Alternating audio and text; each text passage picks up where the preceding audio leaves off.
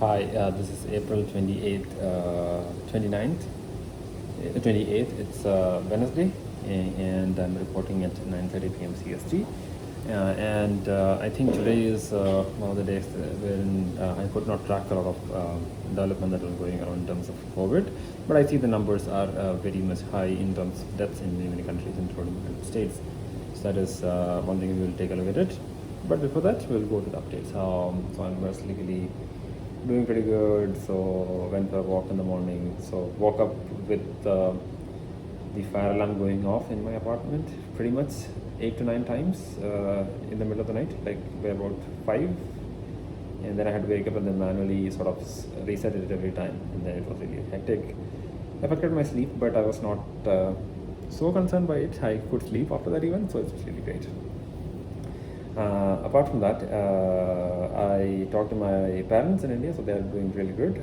Basically, they are having a lot of uncertainties about what they're going to do in the future, how things are going to be looking like in a couple of weeks, how the pandemic is going to take a shape of itself, and all those things is really a lot of uncertainty going on. That's one thing. And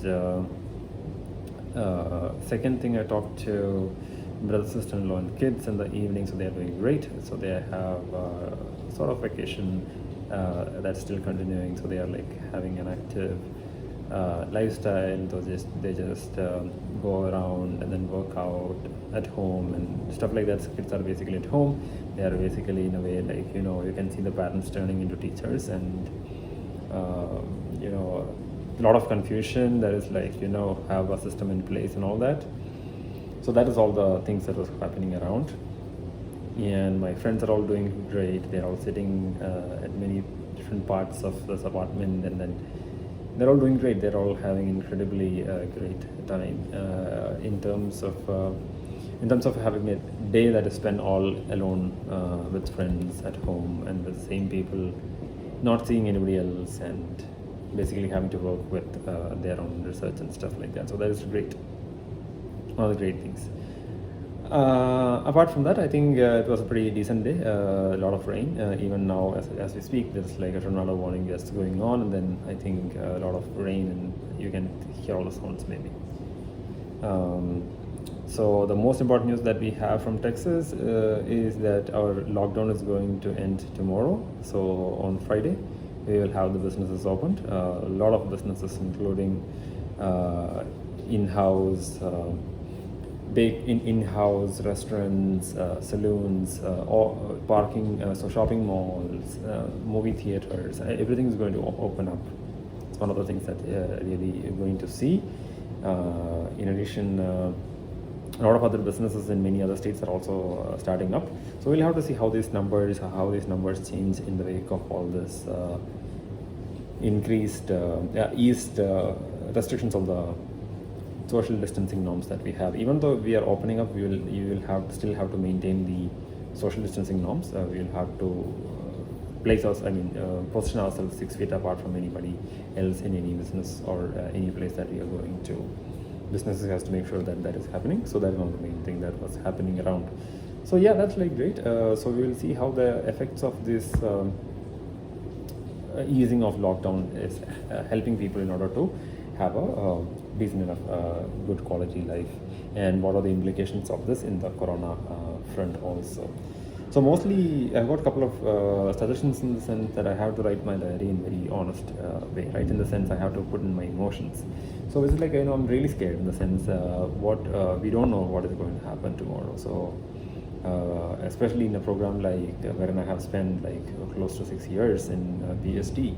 This is really really alarming, and then really stressful in many ways, because I really don't know what is going to be my fate, what is going to be the end of how is the PhD going to end, and then what is my future. And all these things are really at stakes. But I think the only way that I can do is to plan for baby steps, to plan for tomorrow. That's the most of the thing that I can do, and get my work done as soon as possible, so that I think I have a clear way through to get out of this program. To get out of this program with a PhD. So I think after that, I think I'll be good to do with whatever I can do after that. So I think first and foremost for me is to basically identify the essential means by which I can graduate. and start a new life in more broad sense, like covering most of the parts of the life. So that's one of the things that I'll be focusing on my development side. And apart from that, I really am not sure, right? So this is a lot of things are going around me. So I'm not really able to comprehend what is the basic essence of all these things that is happening. How can I make sense of what is going on around me? A lot of people are battling these questions, but I think these questions particularly is important for a person who is like roughly who is going to graduate, who is going to come out into a real world where this world, the role by which we used to play the game was totally different. The defense and all those things are going to be different and all that. So that's like really scary. But I think I think the scare is the part of any PhD student. Scary parts have been dealt by many other seniors in PhD, so I think it should not be a problem. But I think I should have the patience to deal with all these things and work courageously. Yes, so we'll go into the details a little more. So this is the picture of the aloo paratha which my friends has made, and this is the paneer paratha which my roommate has made yesterday. So that's like really nice. Yes, and then we'll go into the numbers really fast. So total number of cases continues to rise. It's 3 million yesterday, so that we have seen. So basically it is 3,138,000. So total number of new cases, that is 76,000, that number is going up. Total number of deaths is 217,985. Today's deaths is 6,365, that number is going up. Total number of recoveries is going up, again 953,000, but I expected this number to be 1 million today, but it did not happen. Total active cases is 1.9 million, which is going to be really, really tricky tomorrow. So we will see. I was expecting that number to be in 2 million case tomorrow, but I think we are seeing it really, really close to that number really fast today. So total number of critical people is 56,965 people. So that number has gone down actually. So that's like good news.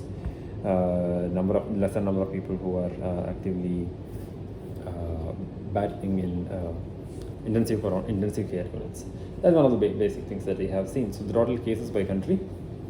So you can see that total case by country, USA has 1 million cases, 25,000 new cases added today. That is number is going up, but that is as a result of many of the reportings that has not been happening over the weekends and stuff. So I think that number is not necessarily a claim that we can make that the trend is definitely up. The trend is definitely up. We are not seeing a lot of reduction in the number of cases as we expect, but I think this number looks good at least for the time being. So Spain at 232,000, 2,700 more cases today, the number is going down. Italy 201,000, 2,000 more cases today, that number is going up. France 165,000, 2,600 for France, that number is going down. And there was a change here, right? So usually we have Germany here. Today we have swapped out Germany for UK. So 161,000 cases and 3,966 people were tested positive. Today that number is going up.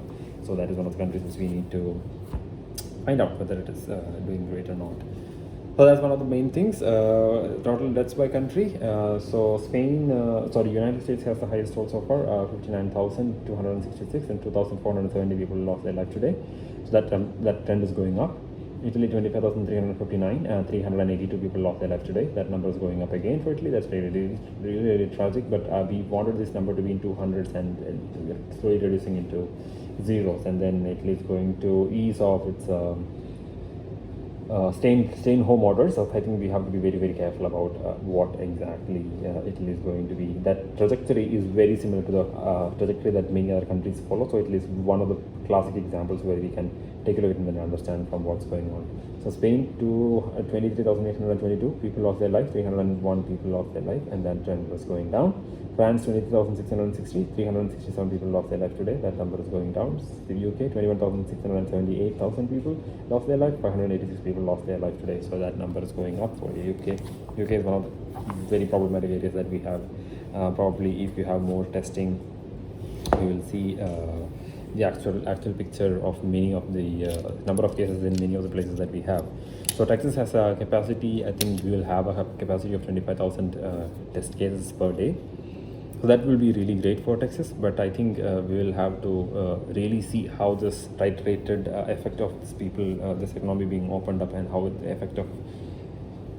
affects the COVID recovery that we have currently. So currently the county which I'm living in is the number 3 in Texas in total number of cases. I think there are 2 other cases which are there's one other hotspot that we have. I cannot call it hotspot. One other places where we have the largest number of affected is very near to my home. So as far as I think this is also places where we have largest amount of testing too. So that's like really great. So large number of testing and isolation and all those things might help. And medical intervention is at least really far from our site at the moment. So probably we'll have to wait until the medical interventions come. So far we will have only only the social distancing intervention that we have at the moment to be preventing this coronavirus from its further spread. So that's like really something that we have to play on a day-by-day basis from now once it opens up. So we'll have to see how these things are happening, and then how this lockdown is actually helping, and how whether we have to make a decision whether we should stay home or whether we can go out and all those things. So it's like completely dependent on the people that we have and how the infection and the social distancing norm that we follow, and then how we are able to contain all these things. That's like one of the best things that we can do. So until then we have to wait and watch. So we'll see you tomorrow.